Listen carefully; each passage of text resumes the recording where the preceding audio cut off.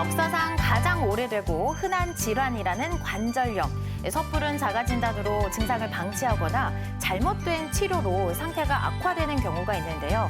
오늘 건강 365에서는 관절염의 발병 원인과 증상을 정확히 알아보고 올바른 치료와 관리 방법을 찾아보겠습니다. 서희수 정형외과 전문의와 함께하겠습니다. 어서 오십시오. 네, 안녕하세요. 네, 선생님 반갑습니다. 네. 65세 이상 어르신들의 70%가요 관절염을 앓고 있다라고 합니다. 네. 그만큼 굉장히 흔하고 오래된 질환이 바로 관절염인 것 같은데요. 어떤 질환인지 먼저 소개 부탁드립니다. 네, 관절염은 이 관절에 염증이 생겨서 통증과 부종을 일으키는 질환을 통틀어서 지칭하는 말입니다. 이 발생 원인에 따라서 크게 퇴행성 관절염, 류마티스성 관절염, 통풍성 관절염 이렇게 세 가지로 나뉠 수가 있어요. 먼저 퇴행성 관절염은 이 뼈를 덮고 있는 이 보호막이 있습니다. 이것을 연골이라고 하는데 네. 연골이 닳아서 맨뼈가 드러나 뼈끼리 부딪혀 염증이 발생하는 거예요. 말 그대로 이 뼈를 깎는 통증이 나타나게 되는 그런 무시무시한 질병이 되겠고요. 반면에 류마티스성 관절염은 내 몸을 지키는 면역 체계에 이상이 생깁니다. 그래서 면역 세포가 자기 관절을 공격해서 전신 관절에 염증을 일으키는 질환이 되겠습니다. 마지막으로 이 통풍성 관절염이 있는데요. 우리가 음식물로 단백질을 섭취하잖아요. 이 단백질이 인체 내에서 분해가 될 때 요산이라는 물질이 생깁니다. 네. 이 요산이 소변으로 원활하게 배출이 돼야 되는데 이 과정에 문제가 생겨서 관절 곳곳에 쌓이게 되면은 또 염증이 생겨요. 이렇게 세 가지 대표적인 관절염이 존재하겠습니다. 그렇군요. 사실 관절염은 대표적인 노화 질환 중 하나로 저희가 네. 알고 있는데 요즘에는요. 이렇게 젊은 층에서도 관절염 환자가 늘어나는 추세라고 하더라고요. 네. 이렇게 젊은 관절염 환자가 늘어나는 이유는 어디 있을까요? 요즘에 이 젊은 분들이 스포츠나 야외 활동 많이 하잖아요. 맞습니다. 그러다 보면 아무래도 스포츠 손상의 빈도가 높아지겠죠. 그런데 젊을 때는 연골이나 인대를 좀 다쳐도 별 문제 없습니다. 그냥 그러려니 하고 넘어가는데 문제는 나이가 들면서 이 다친 부분이 조기의 관절염을 일으키는 이 원인이 되는 거예요. 그래서 이제 이 스포츠 손상의 빈도가 늘어나고 마찬가지로 조기 관절염도 더 빈도가 증가하고 있고요.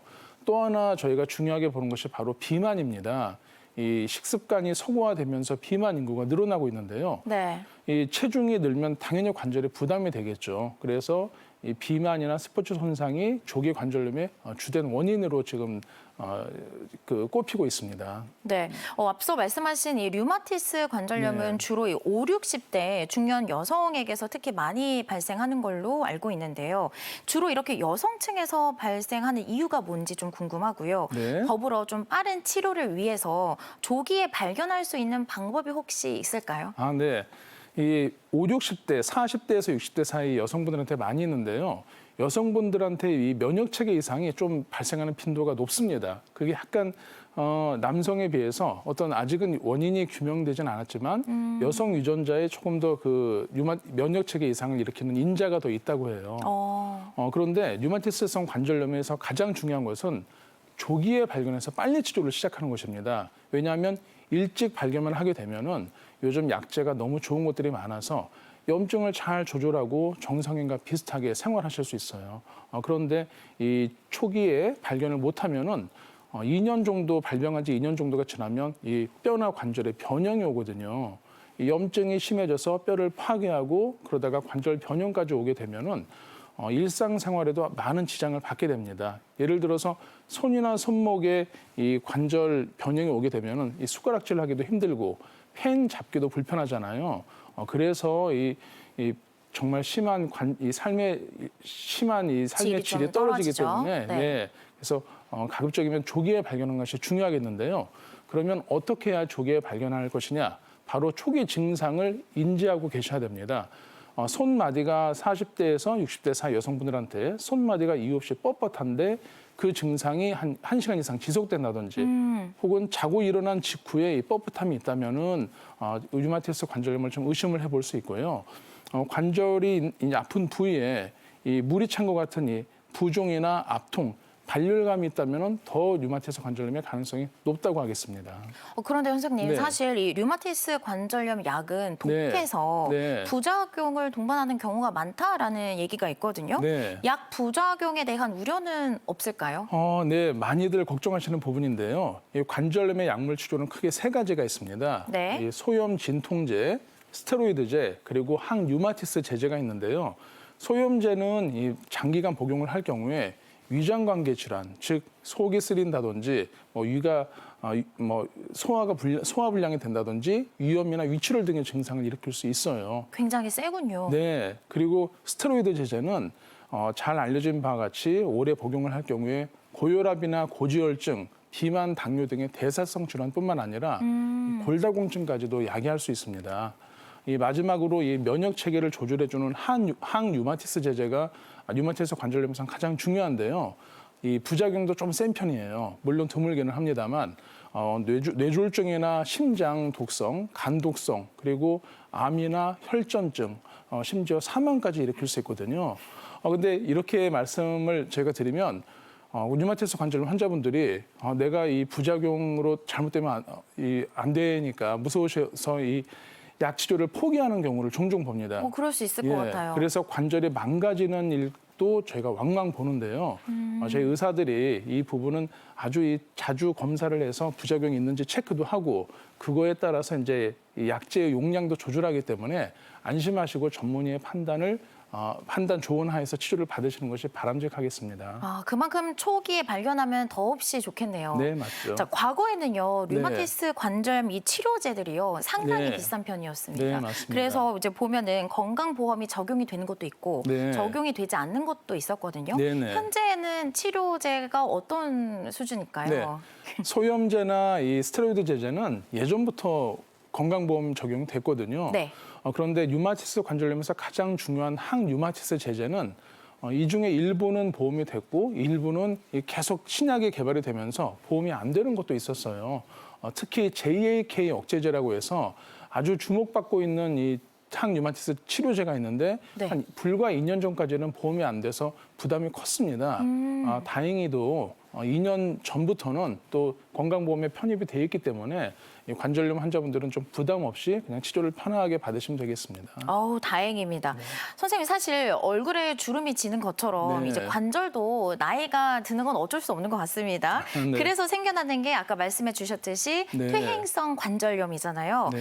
퇴행성 관절염의 주요 원인과 또 증상은 어떤 게 있는지 한번 알아볼까요? 네, 퇴행성 관절염은 노화로 이 연골이 닳아지는 병입니다. 우리 뼈를 보호해주는 얇은 보호막이 있어요. 이 두께 3mm 정도에 불과한 이 바로 연골인데요. 이 연골을 몇십 년 쓰게 되면은 닳아 없어지게 되는데 문제는 이 연골이 재생이 안 된다는 것이에요. 재생이 안 되다 보니까 맨뼈가 드러나겠죠. 그래서 맨뼈끼리 부딪히게 됩니다. 말 그대로 뼈를 깎는 통증이나 이 부종, 압통이 발생하게 되고요. 심한 경우에는 무릎을 조금만 움직여도 우두둑 소리가 나기도 하고 잠을 자거나 가만히 계실 때도 욱신욱신 아플 수가 있습니다. 네. 사실 저 네. 그냥 개인적으로 궁금한 게 비가 네. 오면 또 이제 무릎이 아프다 이런 네. 말씀을 하시는 분들도 있는데 혹시 이거는 네. 관련이 있나요? 물론 있습니다. 이 일기예보 한다고 하시잖아요, 환자분들이. 맞아요. 비가 오려나 보다 다리가 맞습니다. 욱신욱신하다. 네, 이 비가 올 때는 습도가 높아지는데요. 습도가 높아지면 관절내 염증이 더 증가하게 됩니다. 그래서 관절염이 심한 분들은 이 비 오기 전에 좀 더 심한 통증을 느끼는 경우가 많으세요. 그렇군요. 자, 이렇게 어떤 병이든 초기에 발견을 해서 빠른 처치와 또 대응을 한다면 큰 병으로 키우는 거 우리가 좀 차단을 그나마 할 수 있을 것 같은데요. 네. 퇴행성 관절염 초기에 알아볼 수 있는 자가 진단 방법이 있다고 들었거든요. 네. 어떤 게 있을까요? 네, 아주 쉽게요. 가만히 있을 때는 크게 불편하지 않은데 발을 디디고 걷기 시작할 때 무릎이 이유 없이 불편하고 아프다. 그리고 무릎을 구부렸다 펼 때 소리가 난다 할 때는 관절염을 의심을 해볼 수 있습니다. 특히 계단을 올라갈 때는 견딜만 한데 내려갈 때, 즉 체중이 실릴 때 통증이 느껴진다면 관절염의 가능성이 높고요. 또 나도 모르게 관절을 움직이는 그 각도, 네. 그 각도가 줄 수 있습니다. 즉 반대쪽 좀 덜 아픈 부위와 비교를 했을 때 무릎이 많이 좀 덜 펴지거나 덜 구부러진다면 관절염을 의심을 해볼 수 있고요. 거울을 한번 또 보실 필요가 있어요. 네. 네, 평소에 내가 다리가 곧았던 것 같은데 약간 오다리로 휘어 있다, 혹은 X자로 휘어 있다면 이 관절이 마모가 좀 진행했을 수 있기 때문에 이런 증상이 있을 때는 이 조기 관절염을 좀 의심을 해봐야 된다라고. 근데 네. 몇 개 해당이 돼서 좀 네. 걱정이 되네요. 자, 선생님 그런데요. 이제 네네. 관절염은 이제 치료를 보면 우리가 나눌 수가 있는데 네. 보존이라고 하면 이제 비수술적인 수단이죠. 그런 것들이 있는데 네. 이런 걸로도 치료가 충분히 가능하다는 거죠. 네. 이 관절염이 많이 진행되지 않은 초기나 중기 관절염에서는 염증을 줄여주는 이 스테로이드 제제나 염증 조절이 가능합니다. 또 이 운동법이 하나 있어요. 이 관절 건강을 좀 튼튼하고 아쿠아로빅을 통해서 허벅지 근육을 강화하는 것만으로도 약해진 관절을 잘 잡아줄 수가 있습니다. 그리고 염증으로 경직된 이 근육을 풀어주는 물리치료도 당연히 도움이 되겠고요. 최근에는 이 비수술적으로 연골을 재생하는 다양한 치료법들이 많이 개발되고 있습니다. 예를 들어서 골수에서 줄기세포를 추출을 해서 손상된 연골에 집어넣는다든지 이 콜라겐 등의 생체 재료를 이 연골에 집어넣어서 이 연골의 분할을 좀 촉진하는 다양한 방법들이 개발되어 있기 때문에 내가 수술이 무서워서 관절염 치료를 자꾸 미루지 마시고 빨리 병원에 찾아가셔서 적절한 치료를 받으시는 것이 바람직하겠습니다. 네, 그렇지만 이런 비수술적인 치료에도 불구하고 네. 내 상황이 뭔가 호전이 되지 않거나 네. 관절이 계속해서 아프다면은 일상생활을 유지하기가 너무 힘들어지잖아요. 그렇죠. 이럴 때는 수술을 선택할 수밖에 없을 것 같아요. 맞습니다. 이 말기 관절염에 되어서 정상 연골이 하나도 남아있지 않다. 이때는 인공관절 수술을 고려를 해봐야 되는데요. 인공관절 수술은 간단히 말씀드리면 달아있는 뼈의 끝단을 잘라냅니다. 그 다음에 모자를 씌우는 것처럼 윗뼈와 아랫뼈, 그러니까 무릎으로 예를 들면 허벅지뼈와 종아리뼈에 이 모자를 씌우듯이 금속을 씌우게 되고 이 사이에 특수 플라스틱을 삽입을 해주는 거예요. 네. 그래서 정상적으로 이 허벅지뼈와 종아리뼈가 부딪히지 않으면서도 잘 가동할 수 있게끔 하는 수술이 되겠습니다. 이렇게 무릎이나 엉덩이 등 인공관절 수술이 많이 대중화는 되고 있지만 네. 이런 이야기가 많아요. 최대한 늦게 할수록 좋다. 네. 또는 합병증 위험이 있다. 네. 이런 이야기가 있거든요. 인공관절 수술에 대한 오해 어떤 것들이 있는지 한번 짚어볼까요? 네.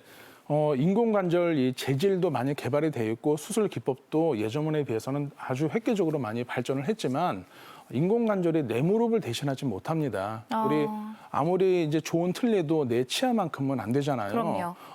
더군다나 이 인공관절이 수명이 있어요. 아, 뭐 영구적이진 않습니다. 통상적으로 한 10년 이상이라고 얘기는 하고 있지만 불편함이나 감염 등으로 인해서 수술하고 2, 3년 이내에 재수술을 받는 분들도 빈도가 꽤 있습니다. 그렇군요. 따라서 말기 관절염이라 하더라도 통증이 이제 비수술적으로 조절이 된다면은 수술을 서두르지 않는 것이 좋겠는데요. 그런데 그렇다고 해서 너무 수술을 미루다가 뼈의 마모가 심하게 돼버리면 인공관절 수술 자체도 어려워집니다. 따라서 말기 관절염 환자분들은 수술의 득실을 잘 따져서 전문의의 조언 하에 결정하는 것이 바람직하겠습니다. 알겠습니다. 자, 이렇게 류마티스 관절염이 5, 60대 여성층에서 주로 많이 발생을 한다면 남성층에서 주로 발생하는 게 바로 이 통풍성 관절염이라고 하더라고요. 네. 흔히 뭐 치맥을 많이 먹으면 통풍성 관절염에 걸릴 수 있다 이런 말도 있는데 심하면 이게 생명까지 위협을 할 수 있다라고 하더라고요. 맞습니다. 어떤가요? 네. 먼저 통풍성 관절염에 대해서 말씀을 드리자면 우리가 단백질, 고기나 이런 육류를 먹잖아요. 그러면 그 단백질이 인체 내에서 분해가 되면서 요산이라는 물질이 생깁니다. 이 요산이 소변으로 원활하게 배출이 돼야 되는데 요산이 너무 많이 생기거나 배출이 잘 안 됐을 때는 관절에 이 뾰족한 바늘처럼 쌓이게 돼요. 이 현미경으로 보면 정말 아프게 뾰족뾰족하게 박혀 있거든요, 관절에. 네. 그래서 염증을 일으키는 질환인데요. 이 피하셔야 될 음식이 있습니다. 꼭 중요하게 생각하셔야 되는 것이 세 가지입니다. 금연, 금주, 체중 관리예요. 이 술을 많이 마시는 것이 이 인체 내 요산을 높이기 때문에 꼭 피하셔야 되고요. 아까 치맥이라고 말씀하셨는데 맥주만 해당되지 않습니다. 소주도. 예. 종류에 상관없이 네. 음주 양과 비례하기 때문에 술은 꼭 금주하셔라 말씀드리고 있고요. 과식이나 과체중도 체내 요산을 높입니다. 따라서 이 동물 내장 있잖아요. 동물 내장이나 등푸른 생선은 요산이 많이 있기 때문에 이런 음식은 조금 피하시고 좀 녹황색 채소 위주 혹은 등이 푸르지 않은 생선이나 다른 음식을 좀 드시는 것이 좋고요. 평소에 수영이나 걷기, 자전거 등의 유산소 운동을 통해서 체중을 적절하게 관리하는 것이 중요하겠습니다. 선생님, 1kg이 증가하면 네. 무릎에 가해지는 네. 그 뭐라고 하죠? 아픈 정도? 네, 그게 하중이요. 하중이 얼마나 네네. 되죠? 곱하기 평지를 걸을 때는 곱하기 5배라고 저희가 보고되고 있고요. 네. 만약에 내가 달리기를 한다. 그때는 10배까지도 증가하게 됩니다. 그래서 체중이 관절염에는 매우 중요한 인자가 돼요. 네. 그렇군요. 알겠습니다. 지금부터는 관절염 예방과 관리를 위한 솔루션 시작해 보겠습니다.